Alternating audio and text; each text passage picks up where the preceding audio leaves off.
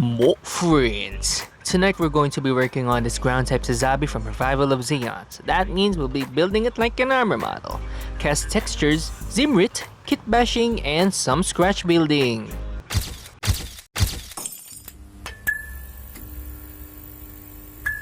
So, my friends, if you already didn't know about the ground type Sazabi, well here it is. That's from Revival of Zeon. So I'm going to be teaching you how to do the cast textures and the zimmerit on this model. So here we go. So we're going to be taking our trusty bottle of extra thin cement and we're going to be applying it on the whole armor. So we're just going to be melting the plastic essentially. We don't have VMS extra thin cement here, we only use Tamiya extra thin.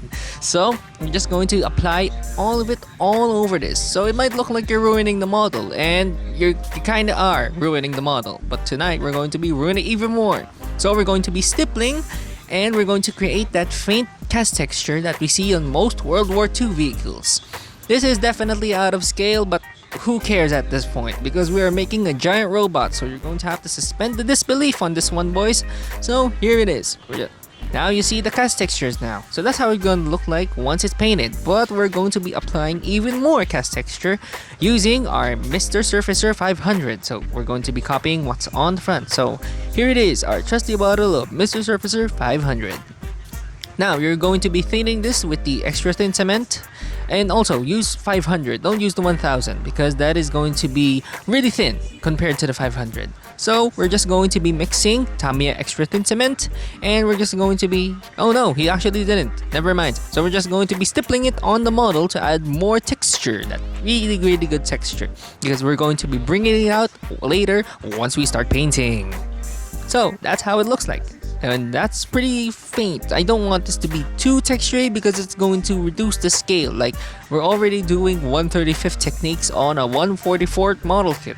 So I'm just still going to try and make it in scale in some form, or at least make it look more believable.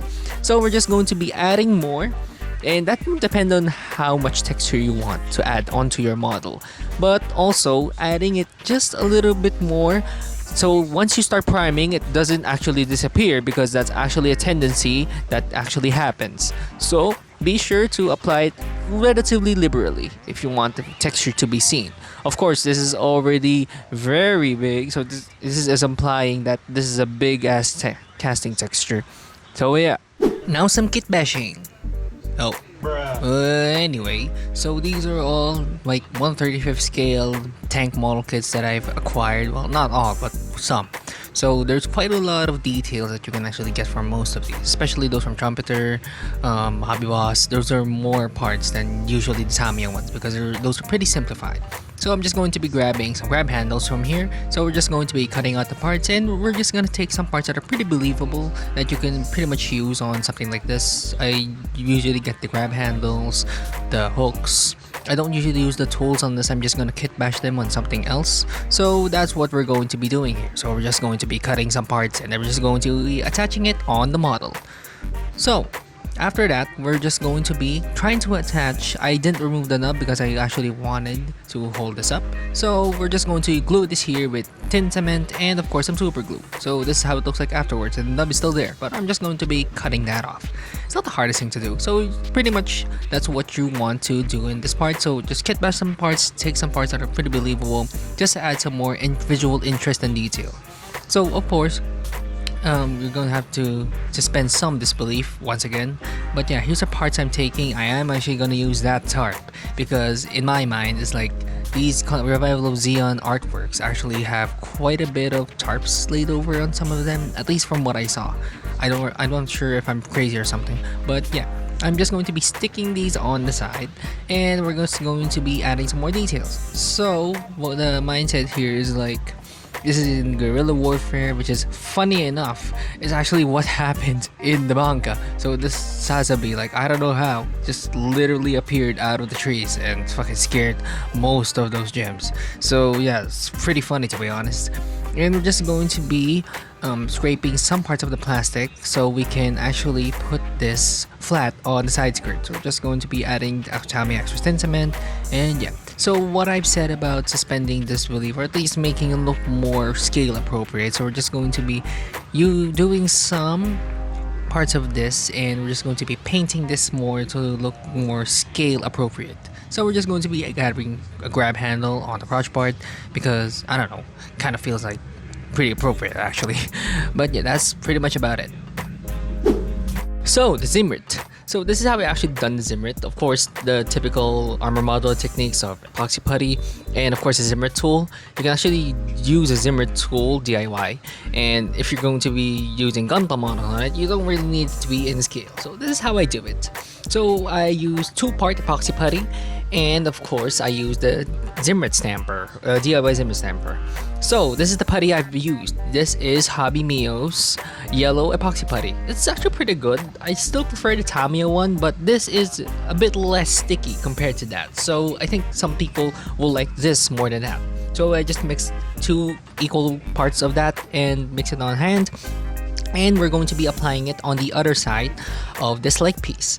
So you're gonna have to make sure that this is pretty thin because thick zimmerit doesn't really look good, even if this is a big scale. And especially since this is a big scale, you have to apply pretty thin. If you actually kind of think about it, like, what's the use of this? But like, you gotta just think at some point that it looks cool. Most of Kazuhisa Kondo's art, and especially the models that depict this, usually have zimmerit on them, and it looks really cool. Of course, if you're an armor modeler, I'm definitely not telling Night Shift to do this. You can look up Kazuhisa Kondo's revival of Zeon and most of his other art because it's pretty World War II inspired. I'm just gonna show you some images over here, but yeah, that's how it is, and I really want to see Night Shift tackle such a model. Because I know it's probably not his thing so far, but hey, who knows? So that's how I apply the epoxy putty. You just flatten it out. I'm just gonna use a piece of plot plate to flatten it out even more. And yeah, that's pretty much how you do it. That's the first part anyway. So we're just going to be using a template to stamp the zimmerit texture. So as you can see, this is like kind of a grading detail. But you can actually use, like, if you have bottle caps, like plastic bottle caps, those usually have that texture. You just cut that out and you just roll it on the putty. Or you can use a dedicated zimmerit tool. Yeah, this is the talcum powder view, so that actually has like the great texture I've been talking about. Also, speaking of talcum powder, it's easier to use talcum powder to stamp on the detail compared to using oil. I've actually used oil earlier here, but yeah, talcum powder is quite a lot cleaner compared to using oil actually, and you can just remove it later on without making a whole mess. You can actually wash your hands. So you just stamp on the zimmerit texture. Just make sure to apply quite a bit more force because once again, when you start priming this, the details might become more shallow if you apply that primer a bit too thick. So that's how I do it. That's pretty much how you can do zimmerit on most of your scale models. I'm not sure how the 1/35 people do it. Go watch Night Shift because he does quite a lot of this on his old Tiger video. And anyways, yeah, that's pretty much how I do this. So you can just use quite a lot of DIY stuff, like I said, the bottle cap thing. You can just get a bottle cap, cut the sides out, and then make a handle and just roll it on putty while it's still workable. So that's pretty much it. So this is how it looks like after it's dry. You can just remove some edges so it looks more broken, but pretty cool, right? Especially with the armor texture. Once we start painting that up, this will be so much fun to paint. Also, lastly, I've tried to add some rivets, especially on top of those armor parts on the skirts. So you just really need to be quite a bit creative. Like, you don't need to think about the practicality of everything too much. Of course, do think about, add some restraint to it, so it looks pretty cool. But that's how I do it. So just getting some rivets on top of a part of an armor model, and I'm just going to be sticking them on the side skirts. So it's pretty cool. I've also done quite a bit of tarps on this, especially this part here. So here's some tarps. I'll see how well I can paint these later on. So my friends, how did I do? So this is the first time I've applied armor modeling techniques into a Gunpla, and it's a Gunpla that I can actually finish in like most of the tank models I have in my stash, which are just like for kit bashing. But yeah, anyways, this is how it looks like so far. I might actually do more work behind the camera, and I'll be posting this on my social media. So of course, Twitter, Facebook, Instagram, go follow me there please. Pretty please. Anyways, So it's actually looking pretty cool. I can't wait to paint this. Of course, tune in on the next Friday on where I actually get to start painting this guy using some washes, some painting, some mud. I'm not sure about mud. We'll just see how it looks like afterwards. But yeah, that's what I have this guy planned for. And this is where I put the other tarps and the other stowage on this. Yes, a giant robot that has stowage. Yeah, fight me.